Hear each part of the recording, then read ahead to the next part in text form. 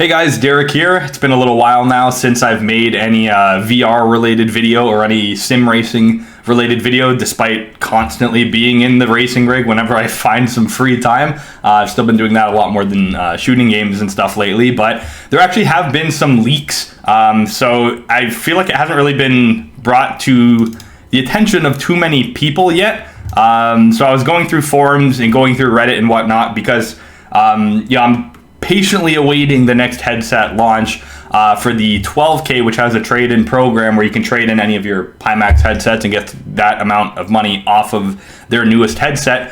However, there is on their website, there is what's called the 12K or 12K QLED, and they're also coming out with one called the Pimax Crystal, which is smaller FOV, but I guess a more clear image, and that's not even on their website, oddly enough. So what we're going to take a look at is there's just some leaks that were out from the Crystal, and of course I'm not going to take any credit at all away from the people that posted this. I believe it was Hammerhead Girl from Reddit posted this, and then there's a YouTube channel, Esther77, I think. We'll get to that in just a moment here. Just because they cover the through the lens video footage that hasn't really been that public for some reason, because you look at like any videos on the Pimax, because really there's no content at all out for these headset yet. It's just people's opinions on what it may be, but this is the first time we've actually seen something concrete, so I wanted to kind of cover it. So this is the Crystal. Looks a little bit different than the 12K is going to look, and looks like it has that inside out tracking and whatnot. And outside of that, I believe this is going to be the Crystal on top and the 12K below. It actually looks like the same size, just the Crystal's a little bit closer, it looks like.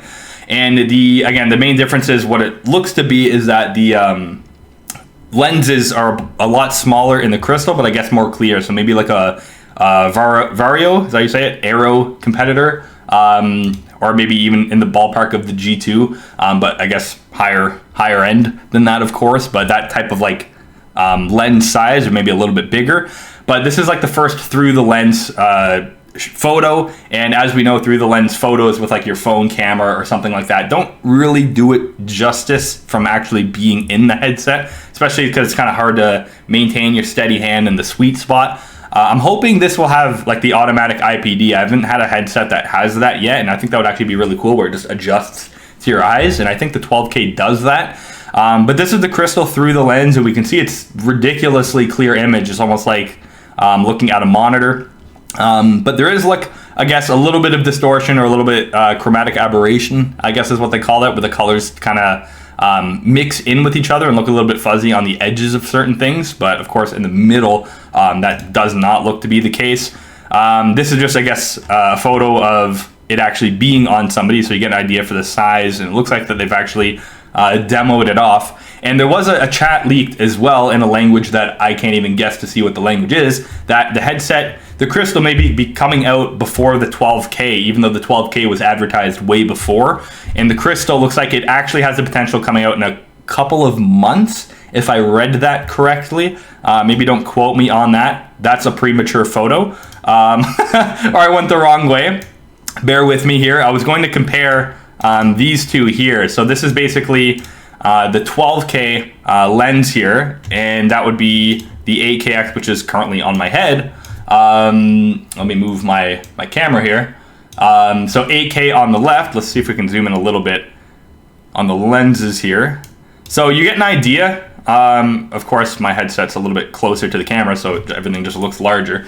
But you get an idea how just ridiculous the 12K lenses are going to be. Not to mention they're using like two different types of lens, like one Fresnel, one, I forget what the round one's even called at this point. Fresnel, and oh no, I think I just said that.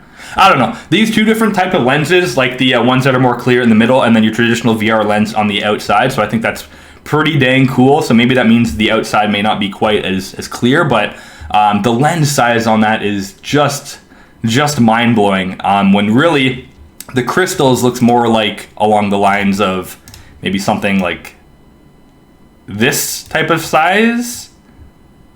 I would say the Crystal looks more like that, when the 12K is humongous. So as a sim racer or as a flyer, I guess some people will lean towards that crystal clear type image, but for racing specifically, I think I'd rather have something like this because FOV is just massive when it comes to racing. And I'm really looking forward to the 12K. As soon as that comes out, I'm gonna get my hands on it. So await videos on that one because I will be for sure covering that. And here's just the last photo of the through the lens for the crystal. So again, you can see just details are like textures are pretty ridiculous.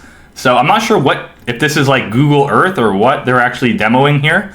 But it does look pretty dang good. I still think even with seeing the crystal and the 12K, like we're gonna have to wait for some YouTube comparisons and whatnot. I think I'm just gonna go all in for the 12K though, just because of the massive FOV and whatnot. So I'm hoping they can really pull that off. They have a lot of promises with the whole like wireless working. Was there like eye tracking, like body track? There's pretty much anything that you can think in a headset they're slapping into this thing. So I think it's just over $2,300, and the price of this guy will be coming off of it with the trade-in program. So probably get like $1,300 off the actual 12K. So looking forward to that. And of course, I'm going to be covering that headset versus this one, and I guess I could say versus a G2 from a sim racer's perspective, kind of like a second video on the one I made comparing this to the G2. Again, one of the main things I want to see though is that the counterweight helping, because this thing maybe it's just because I play for a ridiculous amount of time, it does get comfortable to the point where it's like, okay, I'm needing to get out of the headset, and it's refreshing once I'm out because I'm in there for so long. So yeah, that's basically what I wanted to cover here. I should have available one moment here. From here, this is the YouTube channel. Yeah, it's Esther77. And where we can go see the Through the Lens actual video. Again, this is not my content. This is somebody else's content. I don't know whatever I have to say to make that clear. So I don't get like copyrighted. I just wanted to have publicity. And that's where you can see the lens size comparison. So I'm just going to pause it quick once we're on the lens portion of it. So yeah, that looks amazing. I'm going to pause right here just so we can see, for instance, that's the 8KX. So we can see, for instance, even compared to the 8KX.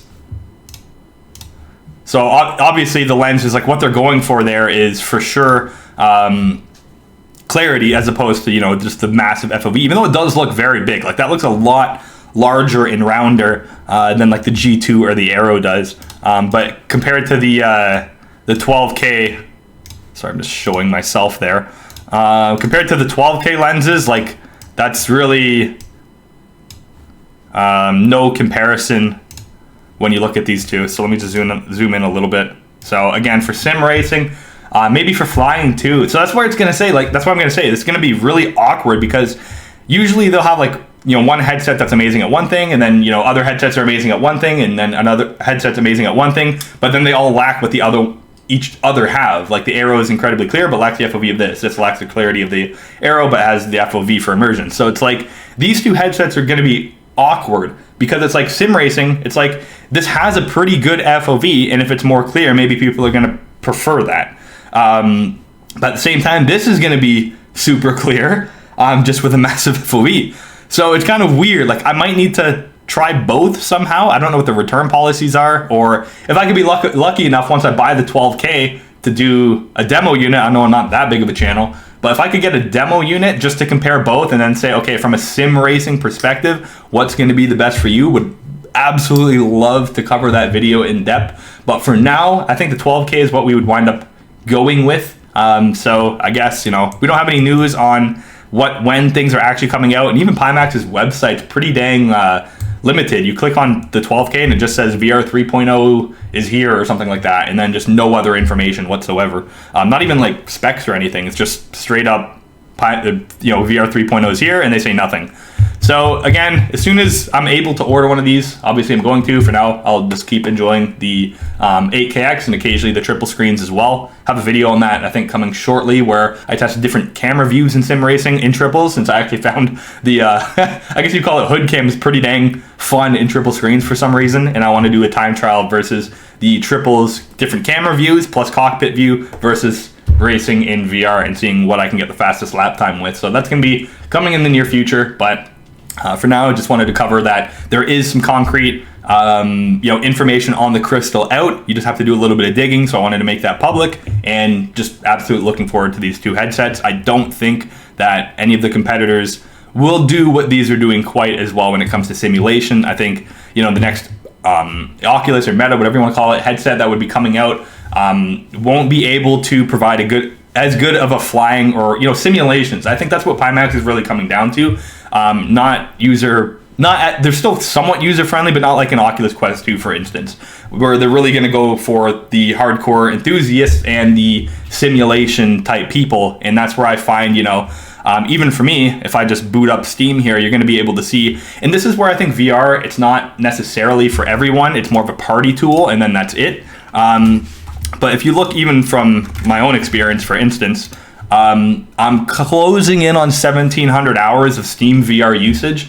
And a lot of that's been in this guy here. But if you're not into simulations and you're getting VR, odds are within about 3 to 6 months, that VR headset might be taking a back seat for you. If you're trying to do simulations like flying and driving and like practicing racing and stuff like that, I think that's where you're going to wind up using your headset quite a bit. I don't think there's enough VR content readily available to be able to last to keep you entertained that long. And once the wow factor VR goes away, which it does after a while, even in this thing, it's like you do get used to it after a while. And I'm hoping that next headset is going to ignite that wow factor all over again with the clarity and FOV. In which case, we're going to be going over 2,000 hours pretty dang quick on Steam VR with a mixture of RF2 in AC, and I really hope to do something about parallel projections, just because I just don't play AMS2 at all. I only play that on triple screens just because of that, which is kind of annoying.